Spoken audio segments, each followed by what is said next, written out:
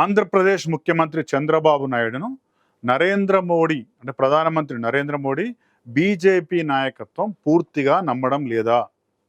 చంద్రబాబును తెలుగుదేశం పార్టీని శాశ్వత మిత్రుడు అనుకోవడం లేదా?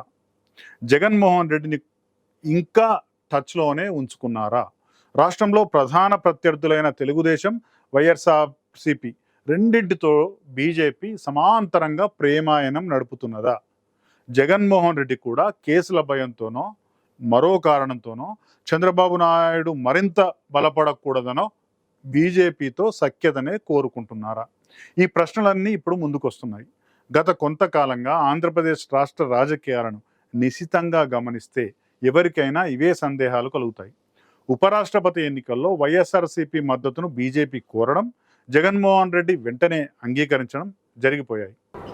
రాష్ట్రపతి, లోక్సభ స్పీకరు, అలాగే ఉపరాష్ట్రపతి అంటే సైమల్టేనియస్ గా రాజ్యసభ అధ్యక్షులు, అలాగే రాష్ట్రంలో ఉన్న శాసనసభ స్పీకరు, వీళ్ళందరూ ఇవన్నీ కూడా ఈ రాజ్యాంగబద్ధమైన పదవులు పార్టీలకు వచ్చి దీని మీద ఆపాదించకూడదు, పార్టీలకు అతీతంగా ఉండాలి. నెంబర్ ఎక్కువ ఉన్నప్పుడు ఊరికినే పోటీ పెట్టి తెలిసి కూడా ఆ పదవుకున్న ఇంపార్షియల్ గా ఉండాలనే దానికి మర్చి తాగకూడదనే ఉద్దేశం మరి వైసీపీ పార్టీ పుట్టిన దగ్గర నుంచి జగన్మోహన్ రెడ్డి గారు తీసుకున్నారని. వాస్తవంగా ఏ లెక్కల చూసినా వైఎస్ జగన్ బీజేపీ అభ్యర్థికి మద్దతు ఇవ్వవద్దు. ఆంధ్రప్రదేశ్ రాష్ట్రంలో తెలుగుదేశం మాత్రమే కాదు, బీజేపీ కూడా వైఎస్ఆర్సీపీకి ప్రధాన ప్రత్యర్థే. టీడీపీ, బీజేపీ, జనసేన కలిసి పోటీ చేయడం వల్లనే గత ఎన్నికల్లో వైఎస్ఆర్సీపీ ఓడిపోయింది.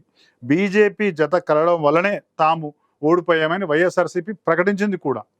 అయినప్పటికీ జగన్ మాత్రం బీజేపీని ఇంకా విమర్శించడం లేదు, మోడీని పల్లెత్తు మాట అనడం లేదు. ఈవీఎంల ట్యాంపరింగ్ వల్లే తాము ఓడిపోయామని వైఎస్ఆర్సీపీ సన్నాయి నొక్కులు నొక్కుతున్నదే తప్ప గట్టిగా వాదించడం లేదు.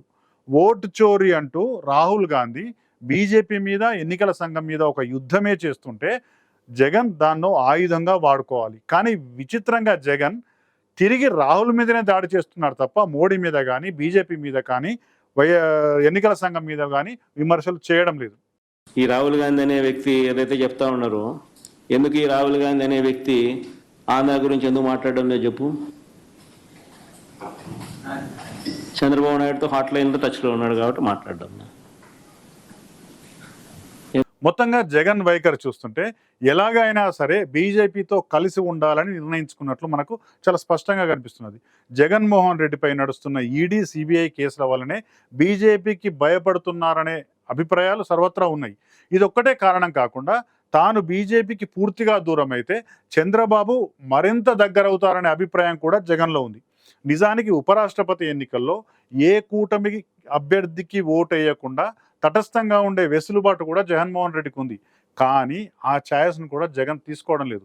బీజేపీకి దగ్గర అయ్యేందుకు ఏ చిన్న అవకాశం దొరికినా సరే వదులుకోవద్దు అనే ఆతృతలో జగన్మోహన్ రెడ్డి ఉన్నారు. సరే, జగన్ అవసరాలు జగన్కు ఉన్నాయి కాబట్టి బీజేపీకి దగ్గర కావాలని ఊబుల్లూరుతున్నాడు, దగ్గర అవుతున్నాడు.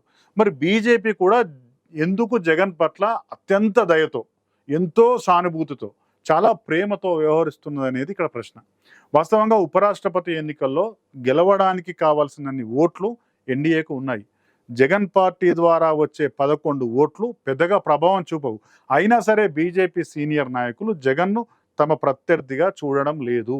రాష్ట్రంలో ప్రత్యర్థి అయినప్పటికీ జాతీయ రాజకీయాలకు వచ్చేసరికి వైఎస్ఆర్సీపీని తమ మిత్రపక్షంగానే బీజేపీ పరిగణిస్తున్నది. అందుకే ఏ శషబిషలు లేకుండా ఉపరాష్ట్రపతి ఎన్నికల్లో వైఎస్ఆర్సీపీ మద్దతు అడిగింది, ఆ మద్దతును సంపాదించింది. అంటే జగన్ను బీజేపీ ఇంకా తన మిత్రుడుగానే చూస్తున్నట్లు అర్థం అవుతూనే ఉంది. ఒకవేళ జగన్ను పూర్తిగా వదిలేస్తే, వైఎస్ఆర్సీపీని ప్రత్యర్థి పార్టీగా పరిగణిస్తే అది ఏపీలో కాంగ్రెస్కు మేలు చేసే అవకాశం ఉంది. 25 ఎంపీ స్థానాలున్న పెద్ద రాష్ట్రమైన ఆంధ్రప్రదేశ్లో అడ్రస్ లేని కాంగ్రెస్ పార్టీ వైఎస్ఆర్సీపీ ద్వారా మళ్ళీ రీఎంట్రీ ఇచ్చే అవకాశం ఉంది. ఇది బీజేపీకి దేశవ్యాప్తంగా నష్టం చేసే పరిణామం. అందుకే జగన్ను ఇంకా తనవాడిగానే బీజేపీ భావిస్తున్నది. ఈ పరిణామాలను చంద్రబాబు ఎలా తీసుకుంటున్నారనేది మరో ప్రశ్న. జగన్తో బీజేపీ ప్రేమాయణం ఇంకా కొనసాగడం నిజానికి చంద్రబాబు నాయుడుకు రిచంచనే అంశం. ఒకవైపు చంద్రబాబు మద్దతుతోనే కేంద్రంలో ప్రభుత్వాన్ని నడుపుతున్న బీజేపీ, అదే చంద్రబాబు ప్రత్యర్థితోనూ కలిసిమెలిసి ఉండడం విస్మయానికి గురిచేసే అంశం. కానీ చంద్రబాబుకు రాజకీయంగా బాగా అనుభవం ఉంది. ఆయనకు సమకాలీన రాజకీయాలను అర్థం చేసుకునే తెలివితేటలు, పరిపక్వత ఉంది. కాబట్టి ఈ పరిస్థితులలో బీజేపీ ఎందుకు జగన్ను దగ్గర తీసుకుంటుందో అర్థం చేసుకోగలడు. తన అవసరం మీద ఆధారపడేట్లు చేయడం ద్వారానే తన పలుకుబడి కొనసాగుతుందన్న విషయం చంద్రబాబుకు బాగా తెలుసు. అందుకే తన గేమ్ తాను ఆడుతున్నాడు. ఢిల్లీలో వైఎస్ఆర్సీపీ మద్దతు సంపాదించినా రాష్ట్రంలో మాత్రం జగన్ పార్టీకి వ్యతిరేకంగా బీజేపీ పనిచేసేట్లు చేసుకున్న సమర్థుడు చంద్రబాబు నాయుడు. నిజానికి చంద్రబాబు నాయుడు, మోడీ సహజ మిత్రులేమీ కారు. బీజేపీ, తెలుగుదేశం పార్టీలు సైద్ధాంతిక సారూప్యం ఉన్న పార్టీలు కూడా కావు. ఇద్దరూ కూడా పరస్పర అవసరాల కోసం పొత్తు పెట్టుకున్నవారు. గోద్రా అల్లర్ల సందర్భంగా మోడీని ముఖ్యమంత్రి పదవి నుంచి తొలగించాలనే అంశం దగ్గర నుంచి మొదలుకుంటే 2019 ఎన్నికల్లో కాంగ్రెస్తో కలిసి పోటీ చేసే వరకు చంద్రబాబు నాయుడు అనేక సందర్భాల్లో బీజేపీ వ్యతిరేక వైఖరి తీసుకున్నారు. అంతేకాకుండా బీజేపీతో పొత్తు పెట్టుకున్నప్పటికీ చంద్రబాబు ఇంకా సెక్యులర్ ఏజెండాకే కట్టుబడి ఉన్నారు. తన రాజకీయ వైఖరి తనదే తప్ప బీజేపీ ఎజెండాను మోయడం లేదు. కాబట్టి చంద్రబాబుకు ప్రత్యామ్నాయంగా మరో శక్తిని తమ గుప్పిట్లోనే ఉంచుకోవాలన్నది బీజేపీ ఆలోచనగా కనిపిస్తున్నది. సంకీర్ణ రాజకీయాల్లో ఎప్పుడు ఎవరు ఎటువైపు ఉంటారో తెలియదు. కాబట్టి కలిసి వచ్చే అన్ని పార్టీలను టచ్లోనే ఉంచుకోవాలనేది బీజేపీ ఎత్తుగడగా కనిపిస్తున్నది. తటస్థంగా ఉండే పార్టీలు యూపీఏ వైపు, అంటే ఇప్పుడున్న ఎన్డీఏ వైపు, ఇండియా కూటమి వైపు వెళ్లకుండా ముందు జాగ్రత్తగా పడుతున్నట్లు కూడా మనం భావించాల్సి వస్తుంది. చంద్రబాబు పైనే తాము పూర్తిగా ఆధారపడ్డం అనే వాతావరణం కూడా కల్పించవద్దనేది బీజేపీ చాణక్య నీతిగా మనకు కనిపిస్తున్నది.